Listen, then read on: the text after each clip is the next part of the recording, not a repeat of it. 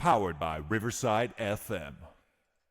The Minnesota Vikings finished up their second joint practice with the New England Patriots, and they completely dominated on both sides of the ball the New England Patriots. Listen to me, man. The only thing that could have made it better is if this joint practice was somehow on national TV so all the critics and the haters could see the potential of this football team. Now, listen, man, I'm not getting over the moon about it, talking just from a joint practice that we're going to the Super Bowl. But listen to me, man. Listen to me. I'm telling you that today was one of those flashes. You know how sometimes you get flashes of what a team could be? Today, in every way possible, the scheme, the philosophy on the defensive side of the ball and the offensive side of the ball, man, the Minnesota Vikings did work. And you know what really stood out about the Minnesota Vikings? The work that they did in the red zone, man. It's an area where I've told you, UP Nation, Skull Nation, Purple Gang, the Minnesota Vikings are going to be heads and above better than what they were last year. If there was any area that the Minnesota Vikings are going to get better, it's going to be in the red zone. Combination of run and pass, the balance and the scheme down there, especially with JJ McCarthy's ability to run. Red zone and the screen game. For those of you who haven't had an opportunity to watch or come to the joint practices, bro, listen to me, man. The screen game is going to be a weapon for the Minnesota Vikings. At one point in time today, man, it was like the ball never touched the field when the ball came out of JJ McCarthy's hands. I heard after the game and the pressure that Kevin O'Connell said that at one point JJ was like 12 for 13. I don't even remember the incompletion. Like when he said 12 for 13, man, I'm there and I'm looking at it and I'm like, man, this dude hasn't thrown an incomplete pass yet. The accuracy was there. The decision-making was there. The rhythm. AOC always talks about footwork and rhythm. JJ McCarthy had that today. He processed quickly. The ball left his hands quickly. When he needed to go downfield, he went downfield. And see, this is what I'm talking about. No shade, man. No shade on Sam Darnold. But you have now in the backfield a complete quarterback. And I just want you to think about this, UP Nation. Think about this. You've got a guy that's going to enhance the screen game. You have a guy that can complete short passes to intermediate passes. And we've all seen his ability to go downfield. And now you're adding that mobility as well, being able to escape the pocket and extend plays. It is what JJ McCarthy is. He's going to get better. The quarterback he is now won't be the quarterback that he is 3 to 4, 5 years from now. We've got our guy, UP Nation. We've got our guy. We just have to continue to build around this young man, and he is going to be able to make plays. And here's the key. We've said it to exhaustion. Rookie contract. We don't have a quarterback that's eating up a buttload of money. You're always going to be able to build a team around JJ McCarthy. You just have to get the build right. You have to get the collective group that's around him right. And I believe that the Minnesota Vikings are going to do that. There was a little bit of, compared to practice number 1, there was a little bit of chippiness today. And JJ McCarthy was in there as well. This is UP Nation, Purple Gang. Hey, man, this is the second time JJ McCarthy has been involved in a scrum. The dude's got this. He's got this. His heart's not pumping Kool-Aid, man. His heart's not pumping Kool-Aid. He's going to go to battle for his guys. That's how you win over the locker room. Red jersey be damned. If one of his teammates needs help, JJ McCarthy is going to be there. Here's what I'm going to tell you about the passing game as well. Our running backs, Jordan Mason, Jones, listen, man, they're going to be a part of the passing game. You're talking about the screen game. And I think, I said on the podcast yesterday, the Vikings need to go out and get themselves another wide receiver. And I stand by that. They do. They need to get, especially the first 3 games, they need another good route runner in there.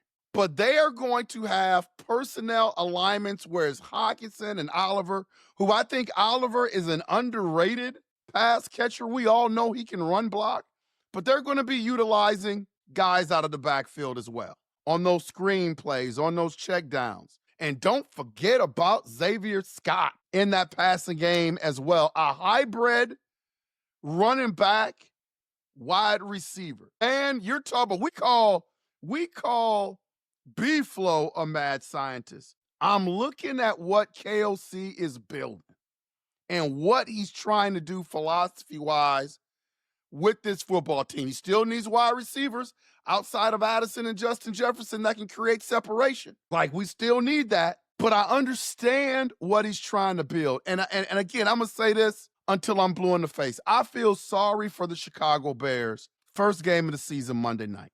Because looking at what's coming out of their camp and looking at what we're building our camp, man, that game just can't be close. It just can't be. Because B-Flow's going to unleash on Caleb Williams. And I believe that the scheme and the game plan for JJ McCarthy is going to be solid that game. If we come in, if there are no catastrophic injuries, if we come in healthy, man, Aaron Jones, Jordan Mason is going to be a huge part of what they do in terms of their aerial attack. Brosmer, again, hooked up with Tim Jones. Man, this is becoming a habit now. This is becoming a habit. I've got a little pushback that Brosmer, third-string quarterback, we're giving him too much clout, and Brosmer can play. And he's doing it on a consistent basis. And you're going to see it again on Saturday. You're going to see it again when he comes in and he make plays. And I know people want to say, well, look, he's playing against third and fourth stringers. Man, he's an unsigned, drafted free agent, whatever you ought to call him. He's playing against dudes at his level. I believe that if he had an opportunity right now, it's Sam Howell's deal. But if Brosmer had the opportunity to play with the ones, I think he would do well. Or the twos, I think he would do well. For all intents and purposes, Sam Howell is going to get the start on Saturday, which he should. Sam Howell is not a scrub. I'm just saying objects in your mirror are closer than they appear. And Mr. Brosmer is going to make it tough. Defense, again, was solid today. Very solid. Guy that stood out to me, man, was my guy, Jalen Redmond. And I've been telling you, don't forget about this bruh as well. Don't forget about it.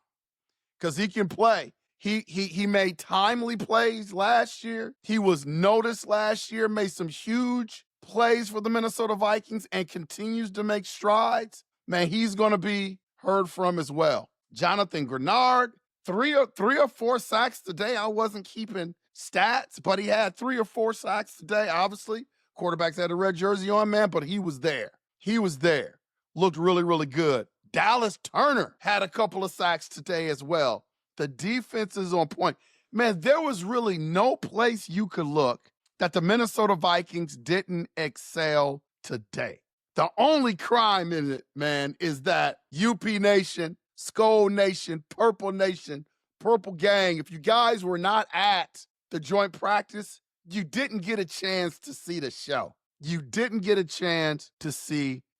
This was by far, in my opinion, with my eyes, the best that the offense has looked since training camp started in terms of playing against another defense. I mean, it was solid.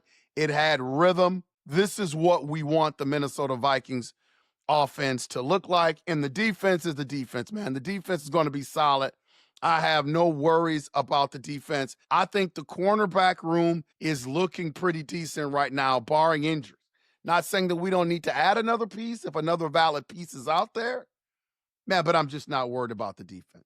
My only thing with the offensive side of the ball is what I said yesterday, and I stand by it. This was a great visual for Minnesota Viking fans and the coaching staff. My question becomes, can we keep it consistent? The ones, for all intents and purposes, will not be out there on Saturday. It's going to be the 2s and the 3s. But can we continue to grow from here? This is our last joint practice before we play the Chicago Bears. So now it's stacking good day after good day after good day. Kevin O'Connell always talks about stacking good days together. Man, the Minnesota Vikings just looked fantastic. This has been Unconventional Playbook. Joint practice number 2 was dominated by our Minnesota Vikings. Vikings offense looked the best that has looked since training camp is open. Great way to end day 2. Let's see if we can carry that over to Saturday. I'm looking forward to the 2s and the 3s playing this weekend for the Minnesota Vikings. This has been Unconventional Playbook. Please take the time to hit that like and subscribe button. Help us stay in the algorithm. Help us continue to pump out the content that we love to pump out. And as always, UP Nation, we will see ya when we see ya. Skol.